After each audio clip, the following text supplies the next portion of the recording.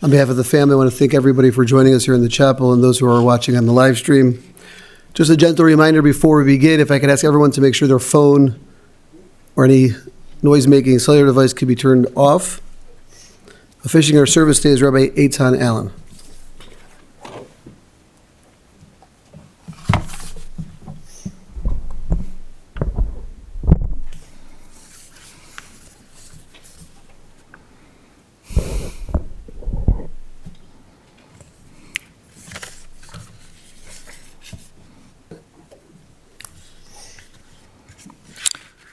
Good afternoon, everybody. On behalf of everyone here, on behalf of the extended Goldsmith and Towb families, I want to thank you all for coming here. Everyone's presence here in person, as well on the live stream, matters to the family, makes a difference, and honors Rose's memory and legacy. We're here to pay our final respects, our kavod achron, to Rosalyn Goldsmith, Shoshanna, Bas Avram V'Mirel, daughter of Abe and Mary. It is hard to say goodbye. Many thoughts and emotions, many feelings, many memories. Many people in this room who knew her for many of her wonderful 95 years. We'll begin with a selection of Psalms to help us enter into this space and connect properly with our beloved Rose. Ashrei Aish asher lo halach be'atzas rishayim u'b'derech hatayim lo amad u'moshav leitzim lo yashav ki im b'toras Adonai chefso u'b'toraso yege yomam v'layla v'hayal ka'etz shasul al palgei mayim asher piryo yitin be'ito v'aleo lo yibol v'chol asher yaseh yatzliach lo chen harishayim ki im kamot asher tidfenu ruach al ken lo yakum harishayim b'mishpat v'chatayim ba'adat tzadikim ki yodei Adonai derech tzadikim v'derech rishayim toved. Happy is the one who does not walk in the counsel of the wicked, who does not stand in the path of the sinners, who does not sit amongst the jeering cynics. Instead, the Lord's teachings are all of his desires. He contemplates the teachings day and night. He is like a tree planted on streams of water, yielding its fruit in its season. Its leaves never wither. All it produces thrives. Not so the wicked. They are like chaff blown away by the wind. Therefore the wicked will not endure judgment, nor the sinners among the righteous crowd. For the Lord cares for the way of the righteous, while the way of the wicked shall be lost forever.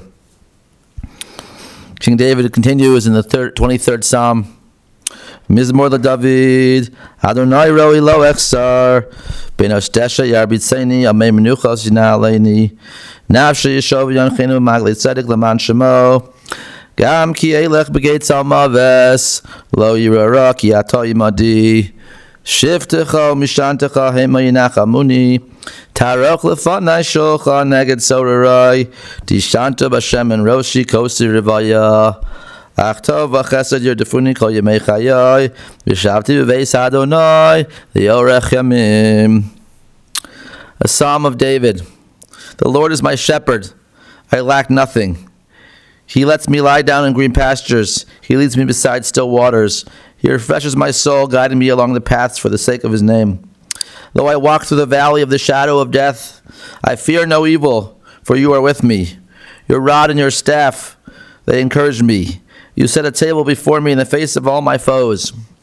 You anoint my head with oil, my cup overflows. May only goodness and kindness follow me all the days of my life, and let me dwell in the house of the Lord for long days.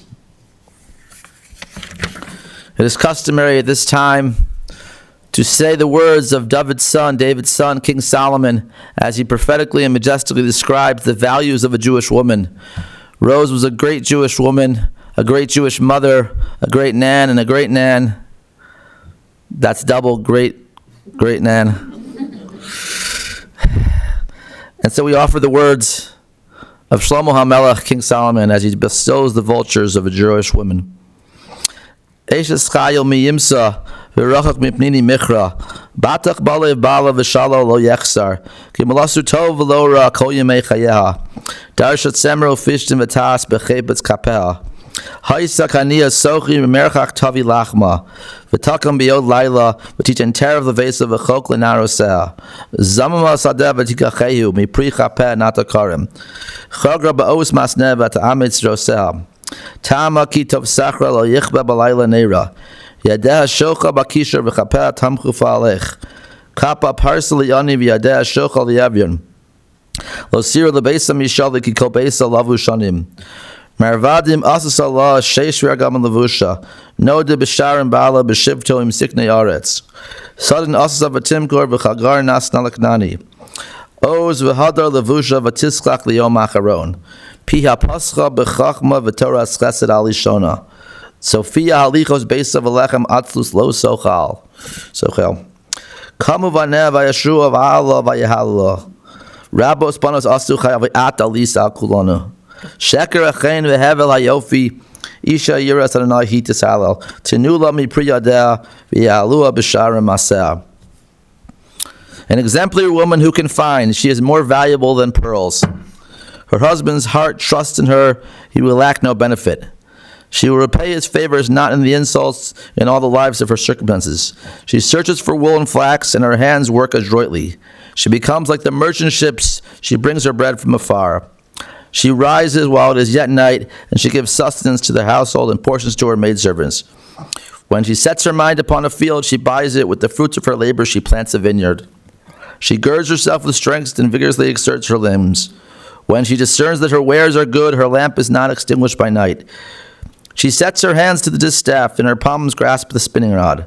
She stretches out her palms to the poor and extends her hands to the needy. She needs not fear for her household because of snow, for her entire household is clothed in scarlet. She makes bed coverings for herself, linen and purple are her garments. Her husband is well known in the city gates as he sits amongst the elders of the land. She makes clothing and sells it and offers belts to the merchants. Strength and beauty are her garment. She smiles as she faces the future. She opens her mouth with wisdom, and the teachings of kindness is upon her tongue. She watches over the conduct of her household, and she does not eat the bread of indolence. Her children rise up and extol her. So does her husband praise her. Many women have excelled, but you have surpassed them all. Charm is false and beauty empty breath. A woman who fears the Lord, she is praiseworthy. Commend her for the fruit of her hands, and let her deeds praise her in all the city gates. And certainly with Rose, this was true, that her deeds, her good works, her family, her friends, and her loved ones praise her lovingly throughout her long life. We're going to hear from a number of family members today. And I know for the family acutely, any loss is devastating. The loss of a mother and a grandmother particularly devastating. But at this time, we think about being here just a few short months ago as we said our goodbyes to our dear Dr. Lewis Goldsmith, to Lou, to our father, our grandfather, our great-grandfather. And we don't understand the ways of the world. We know these two were inseparably close, a beautiful marriage of 72 plus years, and they so much wanted to be together. Lou's concern was always that it should be beautiful and done nicely and appropriately and lovingly to Rose. And Rose pined and missed and cherished and longed for Lou when he left us. We don't have a clock. We don't understand the ways of time and the ways of the Lord. But I call to mind the words of King Shlomo, who we just read from in Eishes Chayil, the words that Solomon said in Ecclesiastes in the Megillah of Koheles. He says, "L'chol zman ve'eis tachas hashamayim." There's a time and a place for everything under heaven. There's a time to give birth and a time to die. A time to plant and a time to uproot that which is planted. A time to kill and a time to heal. A time to break and a time to build. A time to weep and a time to laugh. A time of wailing and a time of dancing. A time to cast stones and a time to gather stones. Time to embrace and a time to refrain from embracing. Time to seek and a time to lose. Time to keep and a time to cast away. Time to rend and a time to sow. A time to be silent and a time to speak. And he finishes a time to love and a time to hate, a time for war and a time for peace. This is a time of peace. This is a time to let our dear Rose, our dear mother, our dear grandmother rest. This is a time to mourn, a time to weep, a time to remember, and a time to reflect. So join me as we take these moments to call together a wonderful person who lived a wonderful life. We'll now hear from her dear son, Jerry Gersh.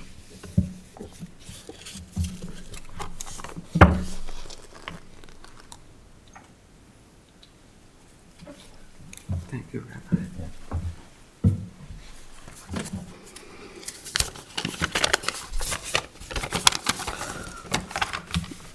First, thanks for coming. A lot of it came a long way. We really appreciate it.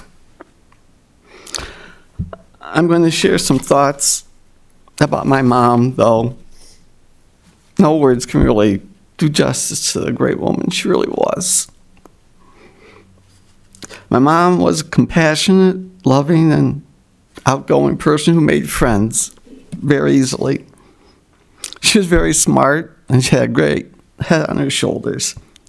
She didn't get the opportunity to attend college, but had she been born at a later time, I know she would have thrived at an art college where she could have further developed and explored her artistic skills. However, her smarts didn't go to waste, as they were on display in her many jobs and roles, whether it was sisterhood president or Sunday school teacher, just to name a couple. And as we know, Mom was honored by her peers at a bond dinner for the wonderful job that she did at the synagogue where we all grew up. I think of my mom as having modern sensibilities, even though she wasn't born in a modern time. She had an independence about her and a forward-thinking person that really showed that she was really as relevant with the times as anybody. People who knew my mom knew she had a great sense of humor. You could always joke around her, and she didn't take herself too seriously, as evidenced by her legendary "not bad for an old lady," which was her response when people would ask her, how she's feeling. And that's how you knew my mom was feeling good, when she would joke around. That's when you knew she was feeling good. Her friendliness and sense of humor made her popular with her students. It was nice having a mom, when you're a kid, it was nice having a mom your friends looked up to, even if she threatened to pull their ears if they didn't behave. Mom's artistic side also made her special. I still remember her making ceramic items in the kiln back in our home in Park Forest. And none of us kids could ever forget the piggy bank she made, especially the one where the top hat had slid down. Mom had a love of the arts and enjoyed going to live performances. Over the years, my parents saw lots of shows together, especially when they were wintering over in Palm Springs. There was a theater there that brought in big-time acts during the winter. One thing I always appreciated about my mom were the conversations that we had on serious subjects when I was a young adult living at home. We had long, honest conversations about subjects that most young men wouldn't feel comfortable discussing with their parents. But she was always able to understand my feelings on important subjects. And if we didn't agree on a subject, which happened from time to time, it never impacted the love I always felt from her. In fact, her family knew very often how much she loved them. That was something that my mom was great at, always letting us know how much she loved us.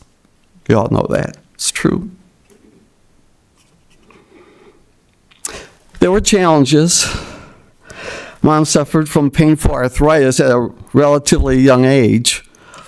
But on the plus side, she was unmatched in her ability to predict rain. When we were young adults and my dad was away from home for most of the work week because of his job, Mom had to fill a lot of different roles, and she filled them amazingly well. I have so many great memories from that time. And it was during those years my mom gave me the best gift I think a parent can give their offspring. And that's a happy childhood with lots of happy memories.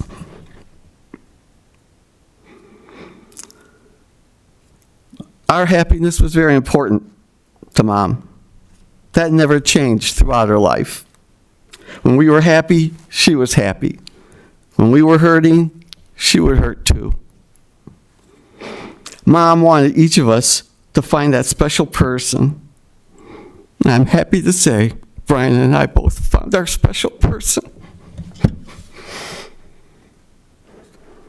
And we all know Mom found her special person too. Their relationship was so strong and so special that that's the reason why we're here today. It was just too hard for Mom to go on without Dad. She tried at times to make it work, but when you spend most of your life with a person you adore, and that person is taken away from you, it's not hard to understand you'd do anything you can to reunite with that person again. I'm so proud of my mom and the life she lived, her unconditional love, and the profound impact she had on our lives. I'll never stop missing her. With both Mom and Dad gone, it's the end of an era that nobody wanted to see end. But the huge family they built won't let their memory die, and will create a multitude of new memories that will surely put big smiles on their faces. And they're nice. It's great that they're together again. Thanks.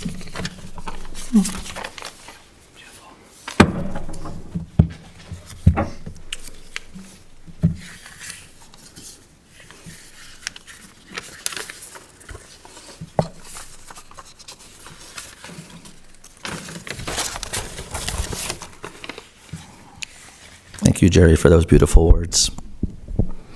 We're now going to hear from two sets of Rose's wonderful grandchildren. And I'm sure any one of the grandchildren could speak. And the great-grandchildren could probably speak too.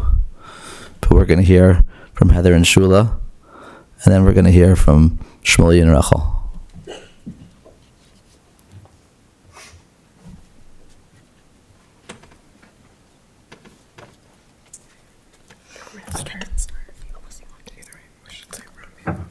Okay. We're speaking here on behalf of our mom and our brother Paul, who helped us craft all of this and really cherished Nan as well. Sorry. It's hard to believe that only 10 weeks ago we were here sharing the highlights of our grandpa's legacy. While Grandpa led his career, Nan served as the anchor for their family. His accomplishments wouldn't have been possible without Nan holding down the fort and raising their 3 children, who would grow to 10 grandchildren and then to 14 great-grandchildren. Leading this ever-expanding family was her true calling and one of her greatest accomplishments. While bridge might not have been her card game of choice, there is no doubt that she was our family bridge who ensured we remained connected despite our geographical or life differences. Nan had an incredible magnetism that drew people toward her. Her smile and laugh brought people in, and her listening ear and thoughtful perspectives sustained lifelong friendships. It's impossible to think of Nan without remembering the last time she made you burst out laughing. She had a quick wit and wasn't afraid to use it, especially in a competitive game of Portuguese sets, or calling out answers to Jeopardy questions well into her 90s. Her jokes were sometimes colorful, but always hilarious. She loved to bring a smile to everyone's face and was always the life of the party. Go for it. Nan made friends everywhere she went, from striking up conversation in line in the grocery store to maintaining a close relationship with her childhood friend Thelma from the age of 8, even traveling together into their 80s. As Nan moved from Canada to the United States, she was a pillar of her community in the south suburbs. There, she established family traditions of cooking and hosting large holiday meals with her sisterhood friends Ginny and Sylvia. These traditions were of utmost importance to Nan, and as holiday meals moved from Nan and Grandpa's house to our mom and dad's house, Nan's friends were still the VIPs on the guest list. The holiday meals were a special affair with Nan's inherited recipes like fried matzah, rolled cabbage, and her famous sweet and sour meatballs. And in her later years, as she moved into Park Plaza, Nan continued to make friends, and she treasured her Rummy Cube girls. Nan wasn't just our Nan. She was so quick to love and accept our partners as her own blood relatives, as well as any of our friends who spent time with her. She opened her heart and home to everyone, and would develop a close bond with her adopted grandchildren. The warmth and love she had in her heart knew no bounds. Anytime we would talk to her, she would check in about our friends, even if months had passed since she saw them last. Christine, Christmas, and Mary, Nan's devoted caregivers, became a part of this family deep in Nan's heart as well. Nan's early family life had her sandwiched between two loving sisters, together known as Abe and Mary's girls. Nan had shared stories of mischief and fun with our Auntie Bunny and Auntie Marcia, especially fudge making and enjoying chips with vinegar, until she learned to call them French fries and use ketchup as an American. The close bond between Nan and her sisters has been a model for all of us with each other. Even living far away, Nan was always caught up on their lives and growing families. She loved to chat with her sisters and brag about them to anyone listening. Family was the heart of Nan's existence, and she was the beating heart in our family. No matter how far away we were, we could count on Nan to call to sing happy birthday. Nan valued quality time spent with her children and grandchildren, especially in Palm Springs, where she and Grandpa would migrate to for the winter.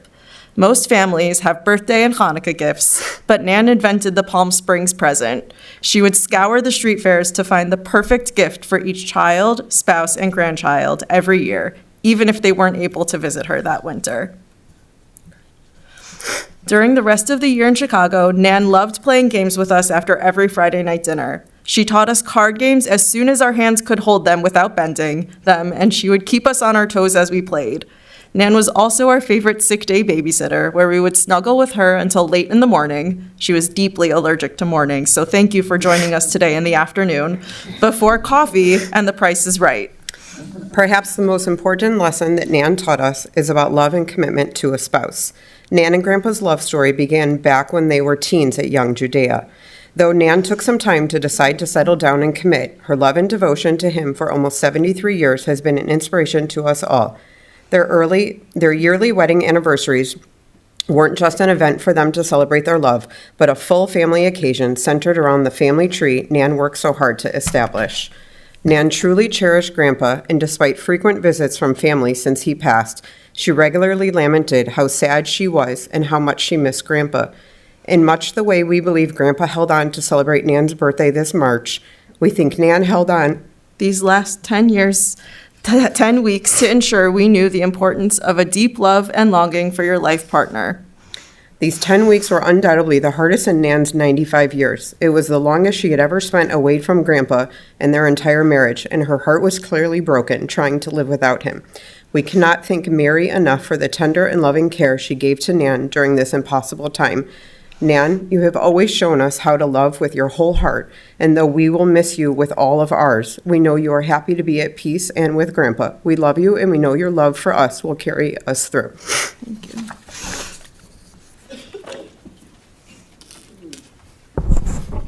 Thank you so much.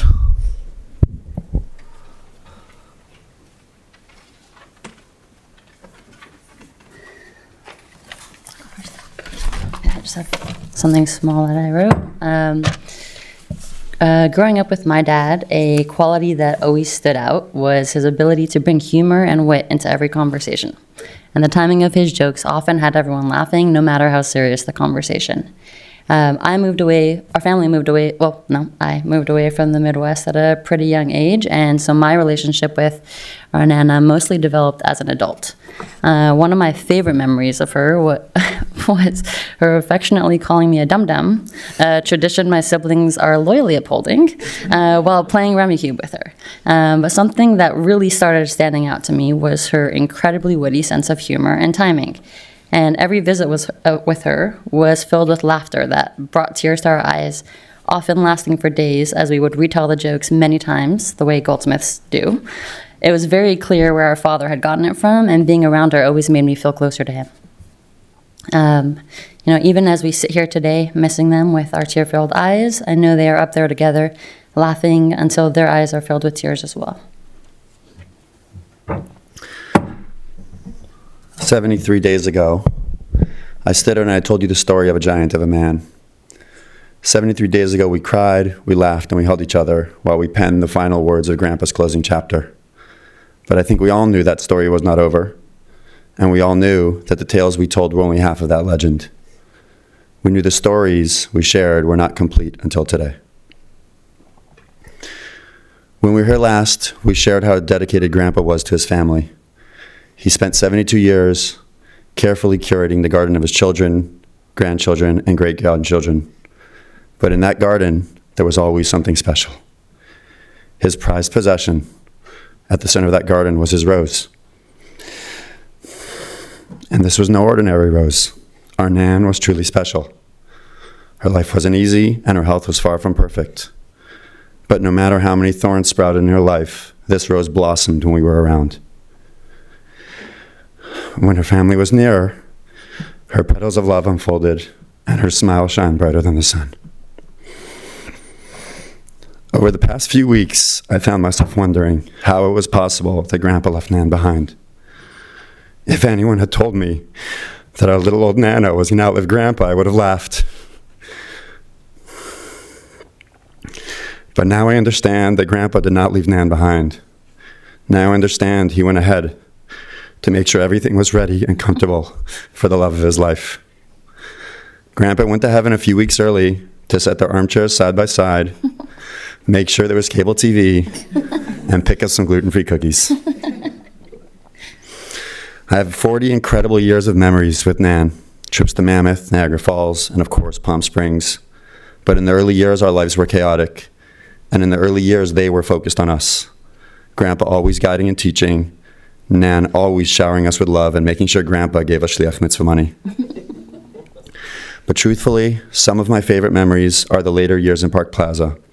By then, the chaos had subsided for the most part, and we were able to focus on them. Nana and Grandpa finally opened up about their lives. They shared their childhood stories, and instead of just being wise old grandparents, we became friends. Her memory constantly amazed me. I'm 41 and I can't remember what I had for breakfast today. But she remembered some of the smallest details from her childhood, and she surely remembered if we promised her a snack and forgot to bring it.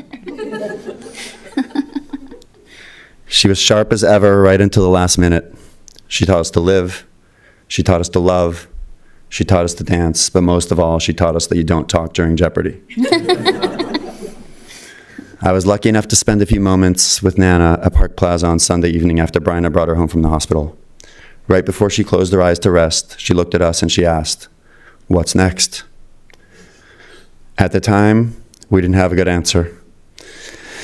But Nana, I have one for you today. Next, we take the countless lessons we've learned, the abundance of love that you shared. Next, we carry that with us, and we make you a grandpa proud. I look around the room, and I see 7 decades of blessings you planted. I see the fruits of your labor growing, and I see the flowers of your love blossoming.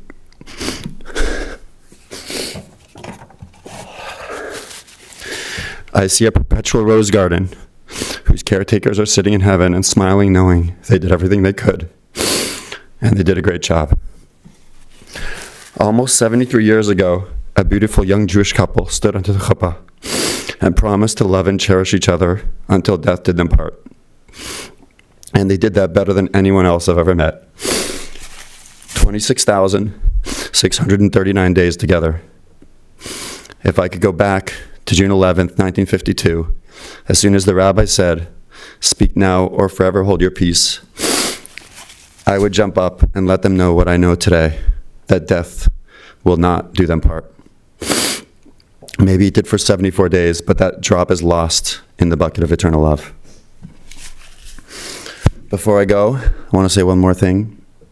We had an incredible gift from God to have grandparents with us this long. But as much as God gave us that gift, Auntie Bryna and Uncle Allan, you are the ones who delivered it.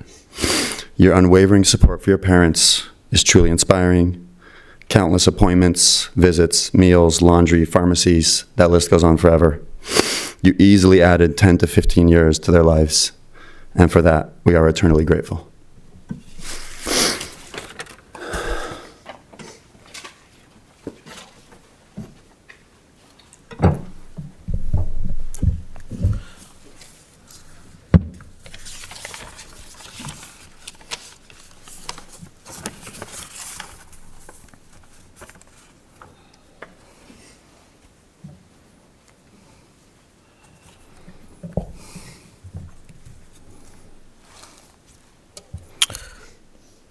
I'm always struck when we say goodbye to someone of an advanced age, that you should think and feel that it was expected, it was the way of the world, it was the way of life. Rosalyn Goldsmith, Shoshanna, or Rochel she was sometimes called, was 95 years old. We don't expect 95-year-old ladies to be with us forever. But yet, for those who knew her, and I was privileged to count myself among them, we thought there would be longer days. We thought there would be more times, more chances to tell us how she thought about the world, how she understood life. More chances for us to tell her how special she was, how much we valued her wisdom, her presence, her wit, her jokes, her humor. And so it's on this day of mourning and of goodbyes and of celebration and of thank you and of gratitude that we come to it, maybe not shocked, but maybe not ready either, and missing her, as we will yet do for those who knew her and loved her for many, many years and decades to come. Rose was born on March 3rd, 1930, 95 years ago. It was the beginning of the month of Adar. The Jewish month of Adar is the happiest month of the Jewish calendar leading up to Purim and Pesach, and she brought a happiness to this family, to the family of Abe and Mary Yampolsky, who already had an older daughter and will yet have a younger daughter. She was one of the three Yampolsky girls. She left us on the 21st of Iyar. As we're counting up the Omer, it was the 36th day, and we're getting ready to Shavuot.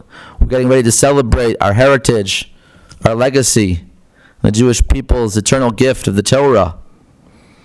And she embraced and was a proud Jew her whole life, living in many different places and many different walks of life, and always carrying her smart, witty sense, and always carrying her pride in the Jewish people.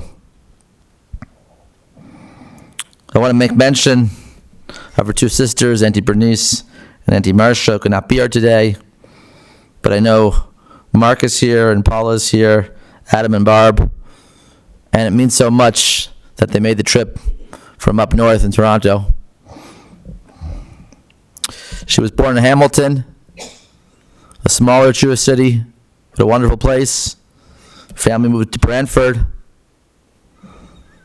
I believe there was a wonderful dress store there. Hollywood, ladies' wear. And Rose learned the business of ladies' clothing, how to pick out a good dress, how to see a good stitch, how to understand what was good wear and what was not as classy. Branford apparently was also famous for the home of Alexander Graham Bell. So next time you pick up your cell phone to see if you can actually call someone else and reach somebody across the country with a little device in your pocket, you'll think of Branford. She was a number of years older than her younger sister, Marcia, so she was a frequent babysitter. And that was something that she learned how to do. So for all those who love to babysit, Nan did it first. As we mentioned before, she was not allowed to go to college. Maybe ladies in her time didn't go to college very infrequently, but she probably would have majored in art. She was a very talented artist. And she was a very bright person. She skipped grades in school. She was so sharp. And she caught herself up.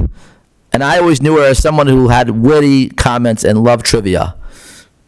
Even in her later years, she loved trivia. We've heard she loved Jeopardy. She loved Rummikub. She loved card games. She loved quiz shows. She was a fertile mind. She was thinking. She did work some. She worked at Sears Roebuck. She worked in the gift wrapping department for a while. And she was so good at resolving the complaints of the next desk over of the customer service that they moved her up into the customer service. More of the human resources or the people. She did work for human resources. When she moved to Forest Park and they were involved with the synagogue there, with Beth Israel and Park Forest South Suburban, she was wonderful with the sisterhood. As you've heard, she was honored by the sisterhood and the Israel bonds. She would organize bingo. She brought a tremendous amount of money into the coffers. And she insisted that her younger sister should go to college. If she couldn't go, then her younger sister. And I have no doubt she was so proud of her children's accomplishments in college, her grandchildren's accomplishments, and all their academic achievements. She was a strong Jewish mother. She raised 3 wonderful children. Of course, Gerald, Bryna, and our dear departed Rabbi Aaron, who we miss tremendously. And family was everything to her. The only way Lou was able to do all the work that he did and become famous and become celebrated and have a wonderful career in the chemical engineering was because he had Rose back home keeping the fort going and steady and thriving. And I'm reminded of the story the Gemara tells that the great Rabbi Akiva became the leader of the generation. And all of his students came home with him. And there were throngs of students gathered around the great Rabbi Akiva. And this older woman came by, and she tried to get close to the circle. And all the people were pushing her away. Why do we need this older woman coming here? And he said, that's my wife. And you know, everything that I have and everything that you have is from her. Shali v'shalachem shalahi. And you could very much say the same sentiment about our dear Rose, that everything the Goldsmith family accomplished and all the beautiful people and all the wonderful accomplishments they've had, and the wonderful accomplishments that Lou had in his career, really came and really were supported and bedrock from Rose.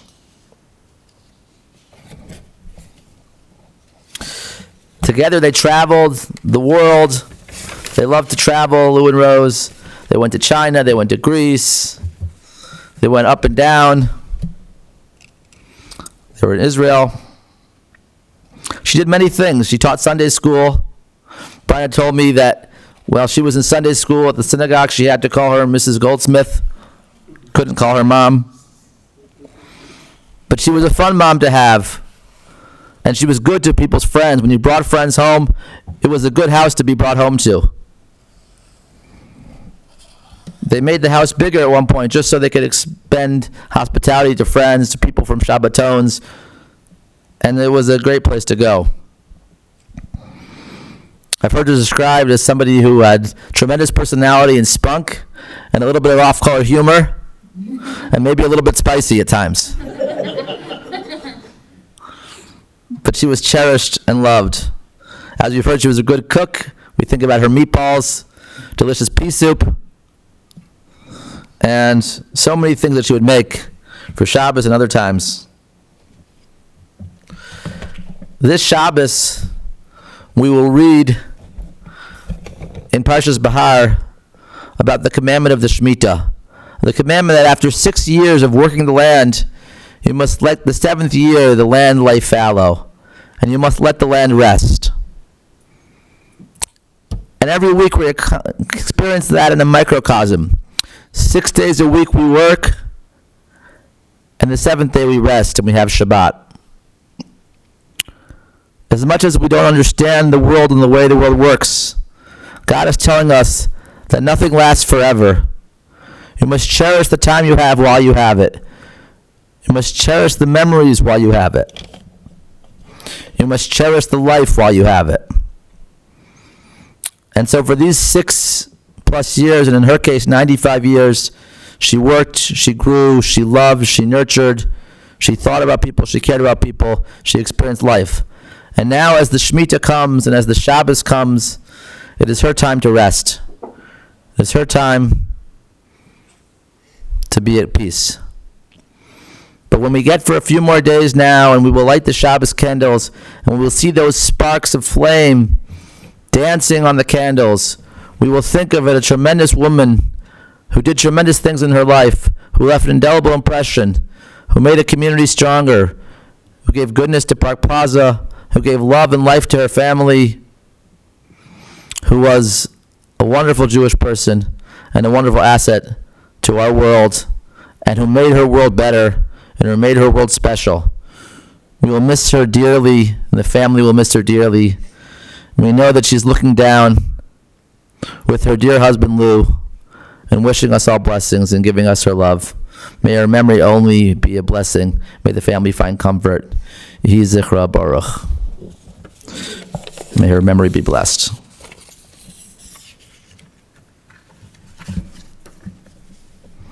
We'll now say the Keil Maleh, the mourner's prayer. I ask you to rise.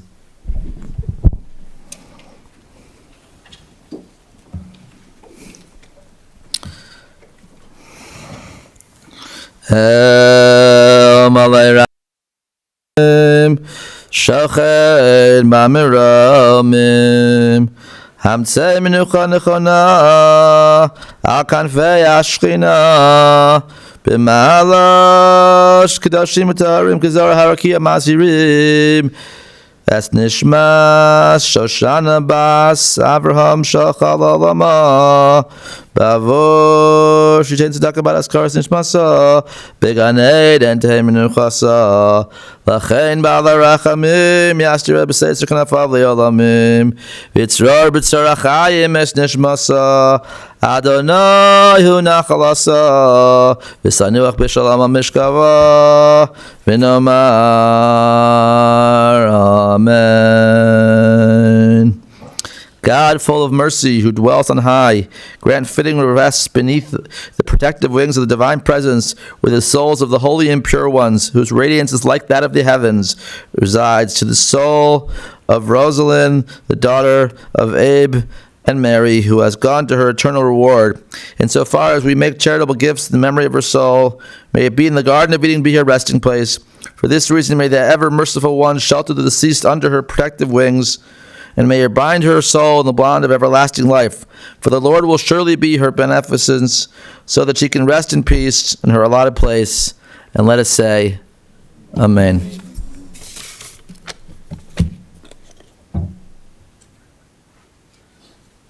Friends, you may be seated.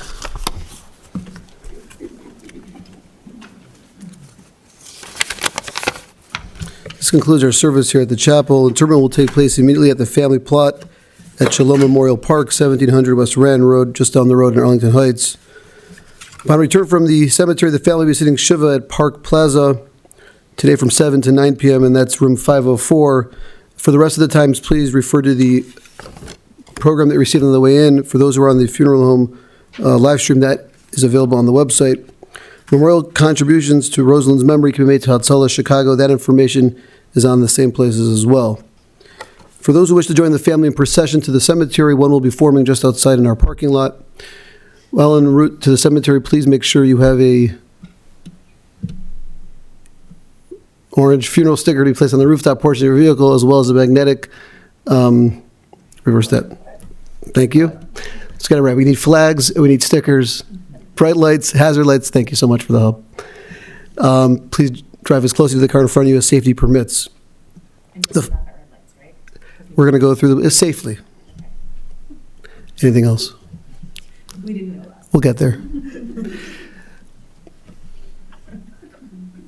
The following individuals have been honored to serve as pallbearers. When I call your name, if you could please rise and stand next to Rosalyn's casket. Yitzy Goldsmith, Shmuly Goldsmith, Moshe Goldsmith, Phil Waitsman, Yehuda Summer, Adam Godfrey, and Mark Resnick. At this time, if I'd ask everyone to please rise as we escort the casket and the family from the chapel along with the rabbi.